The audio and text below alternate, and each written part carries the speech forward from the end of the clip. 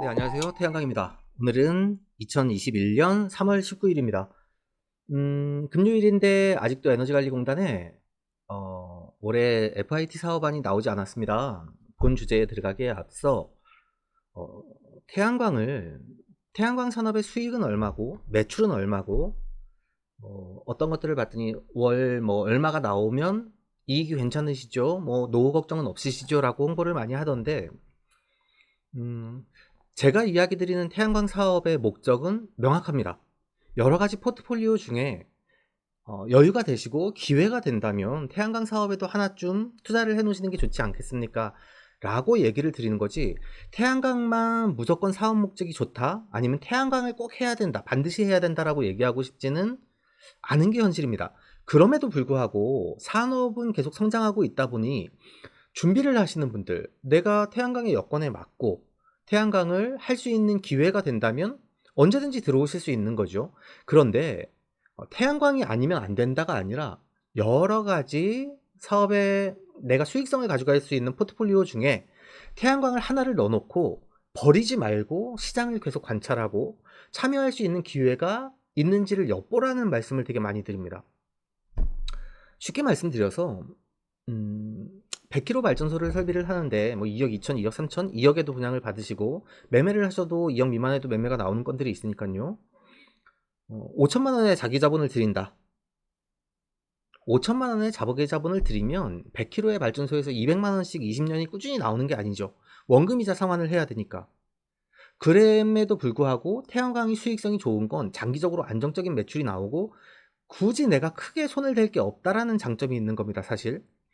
그런데 반대로 생각하면 2년 전에 갭 투자해서 5천만 원씩 투자하신 분들, 5천만 원 갭 투자해서 2억 3억짜리 아파트 사신 분들이 저희 근처에도 한 1, 2년 사이에 2, 3억씩 오르는 아파트들이 되게 많습니다.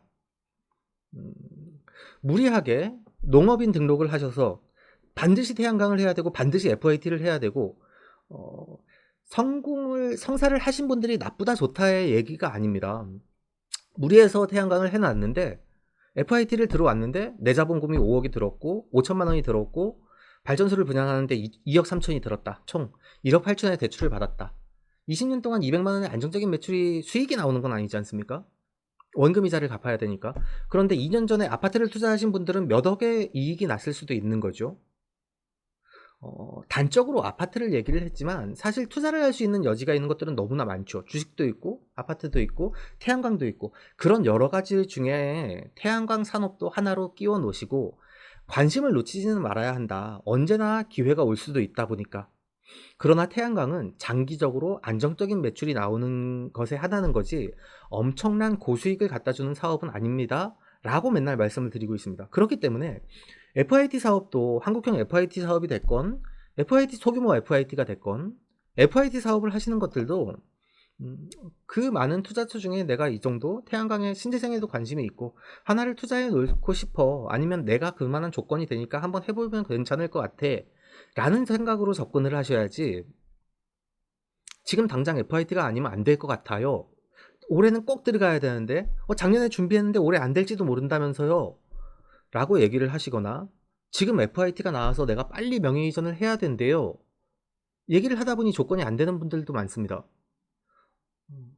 먼저 내가 그 조건에 부합하는지를 알아야지, 그게 아니라 무조건 내가 목적성을 가지고 이것을 해야 된다라고 생각하실 필요는 없다고 보거든요. 그래서 나 정년퇴직인데 반드시 올해 안에 발전소를 몇 개를 해야 되겠어 라고 하시는 분들한테 제가 되게 많이 말씀드리는 것 중에 하나가, 그렇게 목적성을 가지고 들어오시다 보면 사기꾼들에 당하는 일이 많습니다. 반드시 태양광을 해야 되는 게 아니라 내 목적에 부합하고 이 정도의 적정선의 수익이 난다면 태양광을 해도 좋지 않을까요? 라고 접근을 하고 보셔야 된다. 어차피 2년 따라가는 거더라고요. 태양광 발전소에서 연 500만 원 이상의 매출이 20년 동안 안정적으로 나옵니다 라고 얘기를 하는 게 아니라, 그렇게 나오기 위해서는 투자비가 있어야죠. 그 투자를 다른 데 투자했을 때 어떤 순이익률이 나올 수 있는지. 저희가 영업할 때도 그런 얘기들을 많이 했습니다. 은행 금리 대비 이게 훨씬 낮습니다. 당연히 그럴 수 있죠. 금리가 워낙에 많이 낮았다 보니까. 그러면 다른 것과도 비교를 한번 해볼 수 있어야죠.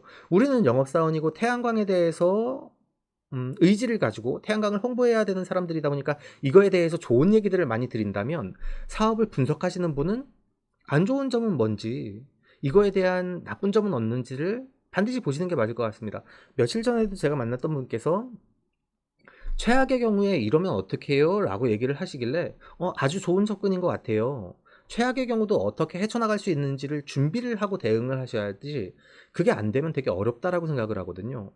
농업인 지위 계속 유지가 안 됐을 때 어떻게 될 것이냐, 여러 가지 발전소가 태풍에 날아갔을 때 어떻게 할 것이냐, 침수가 됐을 때는 어떻게 할 것이냐, 20년 30년 동안 안전히 운전이 되던 것들도 하루아침에 침수가 될 수도 있는 거고, 하루아침에 태풍을 맞을 수도 있는 거다 보니 여러 가지를 한번 따져보시는 게 좋지 않겠나 라고 생각이 듭니다. 그래서 오늘은 가볍게 그런 얘기 먼저 드리고 시작을 하고요. 에너지관리공단에 이번 주에도 FIT가 나오지 않았습니다. 신재생 에너지 시공기준 개정안이 나왔고, 여러 가지 안내 사항들이 있다 보니 한 번씩 훑어보시는 게 좋을 것 같고요. 이번 주에 현물 REC는 제가 저번 주인가 REC는 모으는 게 아니라 파실 때라고 생각을 듭니다 라고 말씀을 드렸는데, 점쟁이가 아니다 보니까 제가 말씀드리는 것도 무조건 맞지 않을 수도 있습니다. 그런데 시장 흐름을 조금 자세히 보시고 시장의 목표가 무엇인지를 관찰하신다면 아무래도 접근이 좀 쉬워지지 않을까? 그런 기준으로 봤을 때 장기적으로 내가 가져가야 되는 목적이 무엇인가를 보시는 게 좋지 않겠나, 저는 그렇게 생각을 합니다. REC가 폭락을 했고 S&P는 상대적으로 좀 많이 오르고 있죠. 급격하게 한순간에 오르진 않겠지만 에너지 전환이 일어난다면 S&P는 장기적으로 봐도 괜찮지 않을까? 라고 예상을 할 수 있고, 제주도 S&P는 최대 기준으로 200원을 넘었습니다.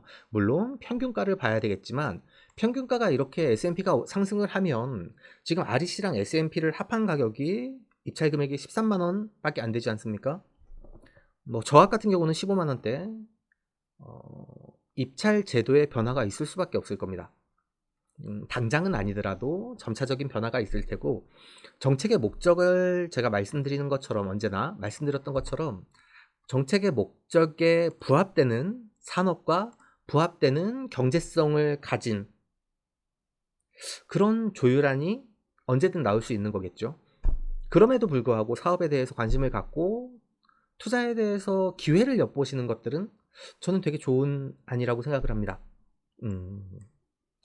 그것 이외에 오늘 간단하게 드리고 싶은 이야기는 태양광 발전소 구조물 시공에 대해서 잘못된 시공을 조금 말씀을 드리려고 합니다.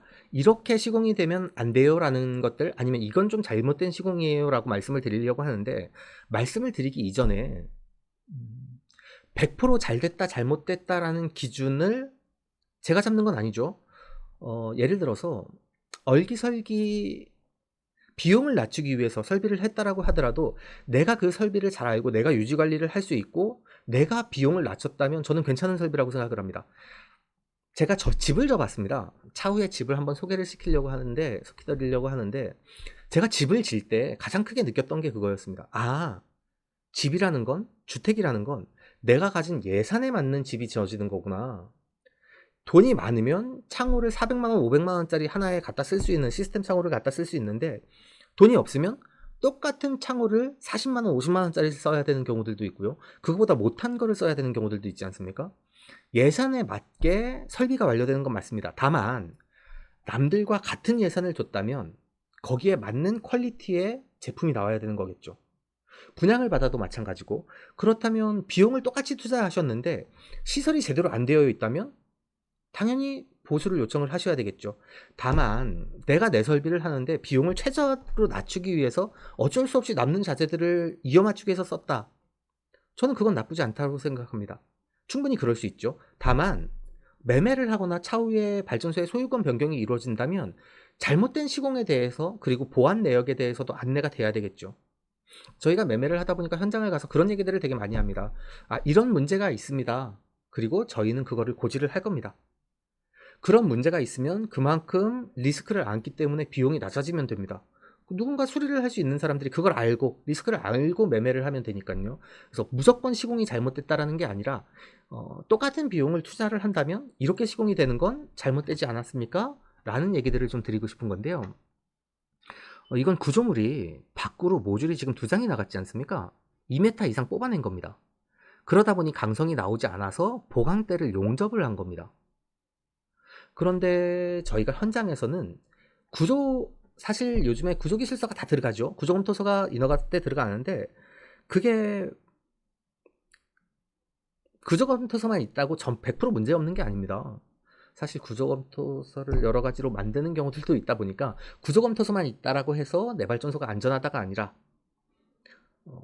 그 구조강도에 맞게 구조물이 설비가 되어 있는지도 많이 보셔야 되는데, 현장에서 이렇게 용접을 해놓고 구조물을 많이 뽑아내는 데가 있다면 강성이 여기가 많이 약하겠구나 정도는 생각을 하셔야 되겠죠. 바람이 많이 불면 흔들릴 수밖에 없겠죠. 그럼에도 불구하고 또 용접을 해놨다면 여기 용접해둔 부분이 약해졌을 테고, 그로 인해서 구조물의 강성은, 전체적인 강성은 떨어질 수밖에 없다 정도도 한번 보셔야 되지 않을까요?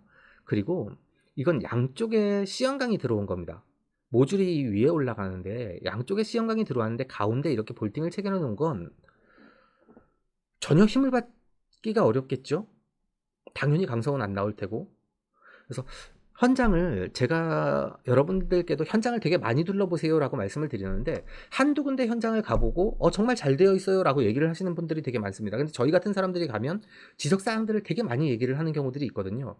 딴 데보다 뭐를 잘했어요 못했어요가 아니라 이렇게 설비를 하시면 안 되는데요 라는 말들을 많이 드리게 되다 보니까 구조물도 조금 꼼꼼하게 보셔야 되지 않나. 시공을 완료했는데 볼트가 모자라는 경우들이 있습니다. 저도 현장에서 시공을 했다 보니까 시공을 다 완료해놓고 나와야 되는데, 제주도에서 그랬네요. 나와야 되는데 볼트가 없어요.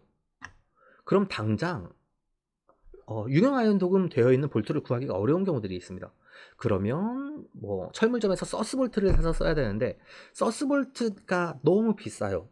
그래서 일반 구리대금 볼트들을 갖다 쓰고 징크 스프레이를 뿌리는 경우들도 있고, 아니면 이렇게 일반 볼트들을 쓰는 데들이 되게 많습니다. 제가 현장에 가서 현장을 보다가 이런 것들을 지적하는 경우들이 되게 많거든요. 앞쪽에는 전부 다 유형 아이언 도금 되어 있는 도금 볼트를 사용했는데 뒤쪽으로 갔더니 일반 구리 볼트를 그냥 사용을 했어. 징크 처리도 안 해놨어. 이런 경우들을 되게 많이 볼 수가 있습니다. 그래서 이런 것들도 한 번쯤 체크를 해보시는 게 좋지 않겠나. 이건 앞전과 마찬가지로 모듈 볼트에, 이건 그나마 지금 나비 볼트를 쓰고 여기 평화살을 썼는데요. 구멍이 너무 크다 보니까 평화살을 써놓고 한 건데, 이 나비 볼트가 나쁘다 좋다 나쁘다는 번외로 해놓고, 번외로 하더라도 평화살을 쓰고, 규정에는 사실 평화사와 스프링 화샤와 너트가 되어 있습니다. 그런데 이렇게 요게 뒤에가 이렇게 까끌까끌하게 맞물린 거라 이것도 잘 풀림 방지가 되어 있는 건 맞습니다. 그런데 잔공이 이렇게 크다. 그리고 평화살을 쳐놓고 나비볼트를 이렇게 넣어놓은 것들이 우리가 스프링 화사 평화살을 사용하고 정상적으로 쓰는 것들, 게다가 여기는 끊겼지 않습니까? 이런 것들은 아무래도 좀 문제가 있지 않나? 라는 생각이 돼서 소개를 시켜드리려고 가져왔고요. 요건 다음 거고, 여기 같은 경우는 구조물과 구조물 간격이 5600, 5m 60이 나옵니다. 그러면 좌우 견갑도 비슷하게 넓거든요. 근데 지금 후면에 보강대가 하나도 없죠. 그리고 위에도 보강대가 없습니다. 이런 거 같은 경우엔 위에나 중간에 가로 보강대가 들어가고, 여기도 가로 보강대가 들어가고, 그리고 기둥과 기둥 사이는 이렇게 X반도 처리가 되어 있어야 된다고 생각을 합니다. 여기서부터 이쪽 아래로, 여기서부터 이쪽 아래로 양쪽으로 X반도 처리가 되어 있으면 이쪽 기둥과 기둥 사이에 있는 강성들을 다 맞물릴 수가 있거든요. 그런데 여기 같은 경우는 구조물이 너무 약하죠. 이렇게 설비가 되어 있었다고 해서 무조건 나쁜 게 아니라, 돈을 합리적으로 주셨다면 이렇게 설비를 하시면 안 됩니다. 다만 내가 내 시용공비를 낮추려는 목적이라면 그것도 뭐 부합할 수 있겠죠. 오케이, 그거는 문제가 안 될 수 있다 보니까. 다만 기둥과 기둥 간격이 3500이 넘어가면 그렇게 설계를 안 합니다. 보편적으로 100에 100 스퀘어 파이프 각관을 사용할 땐 3500 미만, 굳이 너무 촘촘할 필요도 없거든요. 그러니까 과설계와 적정 설계의 기준이 어딘가를 항상 고민을 하게 되는데, 아무래도 3,500 이상이 넘어가는 데에 대해서 보강대도 없고 X반도도 없고 구조물과 구조물 간격이 넓다면 이런 것도 문제가 되지 않을까라는 생각을 합니다. 이 사진 같은 경우는요, 발전소를 1년 내내 보셔야 되는데 사실 그러기가 어려운 경우가 많죠. 현장을 가면 이렇게 그늘이 지는 경우들이 있습니다. 날이 언젠지를 보셔야 돼요. 사실 이쪽이 동쪽이고 이쪽이 서쪽이라고 봤을 때 여름철에는 동, 남, 서 이렇게 해가 지나갑니다. 그런데 겨울철에는 동쪽에서 고도가 낮게 남, 서 이렇게 떨어지거든요. 그러다 보니 여름철에는 태양의 고도가 높고 겨울철에는 태양의 고도가 낮은 겁니다. 그래서 그늘이 길어지죠. 그래서 계절가변인 겨울철에는 모줄의 경사각을 세우고 여름철에는 경사각을 눕히죠. 단지 임야 지역에서 경사각을 눕혀놓으면 장마철에 솔잎가루가 떨어지고 먼지가 붙었을 때 잘 쓸려내리지 않는 경우들이 있습니다. 그리고 겨울철에 경사각이 높은 건 눈이 내렸을 때 빨리 쓸려내려가는 역할도 하죠. 그래서 발전량이 일장일단이 다 있다라고 얘기를 합니다. 그런데 이렇게 이격거리가 좁아서 그늘이 지는 것들은 우리가 태양광 발전소에 문제가 생기면 발전소를 잘 져놓으면 20년 동안 걱정할 게 없어요 라고 말씀을 드리는데, 반대로 발전소를 한번 제대로 잘 져놓지 못하면 20년 동안 계속 걱정이 돼요. 그리고 20년 동안 계속 발전량이 떨어집니다 라고 얘기를 드리거든요. 이런 경우에 이게 2, 3월 달에 이 정도 들어왔으면 겨울철엔 이렇게 넘어갑니다. 그러면 발전량이 떨어질 수밖에 없겠죠. 여기와 연결되어 직렬로 연결되어 있는 발전소 모듈들의 발전량이 다 떨어지다 보니까 그늘이 조금만 들어와도 발전량이 2시간도 못 미치는 경우들이 많다 보니까 가급적 설계를 할 때 입사각을 충분히 줘서 음영의 간섭이 없도록 해야 한다.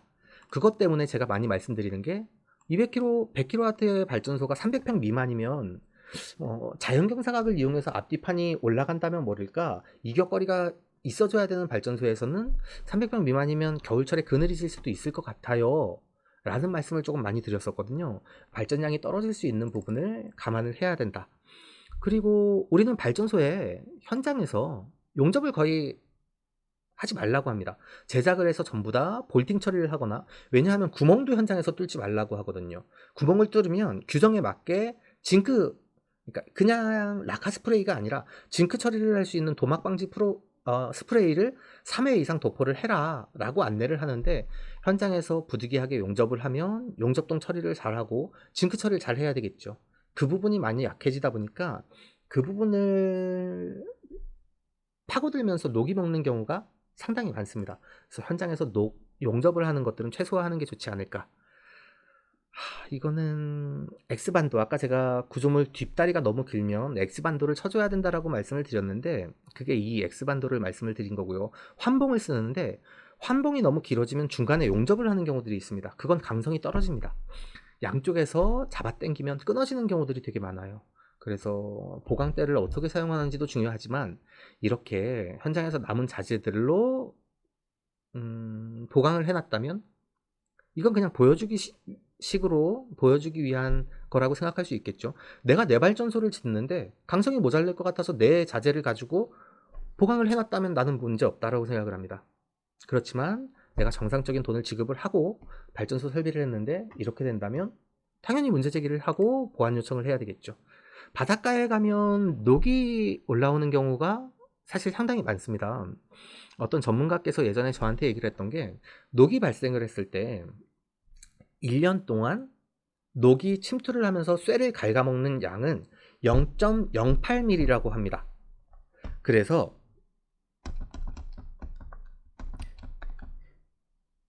0.04mm요. 0.04mm고 0.04mm씩 녹이 발생을 하더라도 20년 동안 녹이 발생해서 철근이 줄어드는 양은 0.8mm이기 때문에 전혀 문제가 되지 않는다 라고 얘기를 한 경우가 있었는데요.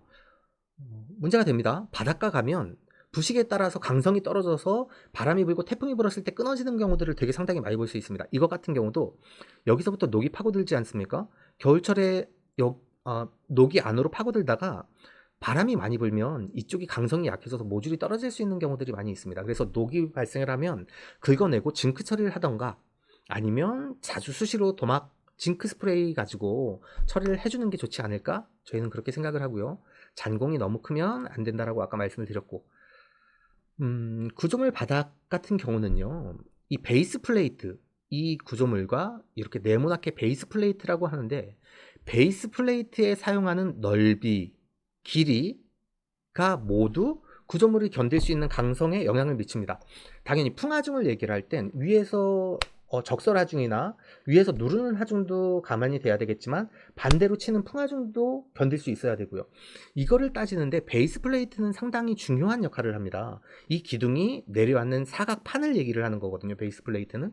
그래서 베이스 플레이트를 설비를 해서 우리는 철근을 앙카링을 박아서 설비를 할 때 L앙카를 쓰는 것도 M16을 쓰지 말라고 합니다. 거의 21을 설계를 많이 했었거든요. 근데 요즘에 비용들을 낮추다 보니까 16도 많이 쓰는데, 이런 거 같은 경우는 현장에서 구조물 남는 것들을 자재를 그냥 잘라서 쓴 거죠. 이런 사태는 없어야 하지 않겠나 라고 생각이 되고요. 현장에 기둥발이 3m, 4m 올라가다 보면 중간에 이렇게 용접을 하는 경우들이 있습니다. 근데 용접을 해놓고 여기를 우리는 갉아내거든요. 그라인더로 다 긁어냅니다. 그런 다음에 도막 처리를 하는 겁니다. 징크 스프레이 뿌려서. 이게 완기둥보다 강성이 나올 수가 없겠죠. 당연히 나올 수가 없습니다. 그런데 이게 구조물들이 파절이 너무 많이 나오다 보니까 구조물을 아끼려는 목적으로 쓰는 건데, 사실 제 현장엔 이런 데가 없습니다. 저희는 이런 걸 다 바꾸내거든요. 그래서 구조물이 너무 높아지는 데 있어서 이게 당장의 문제가 안 돼요. 3년, 4년, 5년 동안 문제가 되는 게 아니라, 우리는 20년을 써야 되는 설비다 보니까 이런 것들도 조정이 돼야 된다.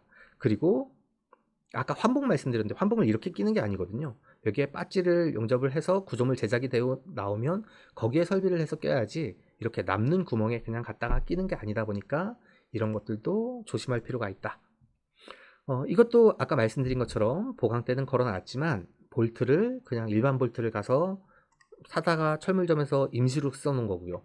여기는 육각 볼트를 갖다가 때려 박아놓은 구조물입니다. 이렇게 구멍을 뚫어서 양쪽에 막볼트를 채워야 되는데 현장에서 육각 볼트를 때려 박은 거죠. 내 현장에 내가 공사를 한다면 당연히 있을 수 있는 일입니다. 저도 그럴 수 있을 거라고 생각을 해요. 그런데 강성의 차이가 날 수밖에 없겠죠.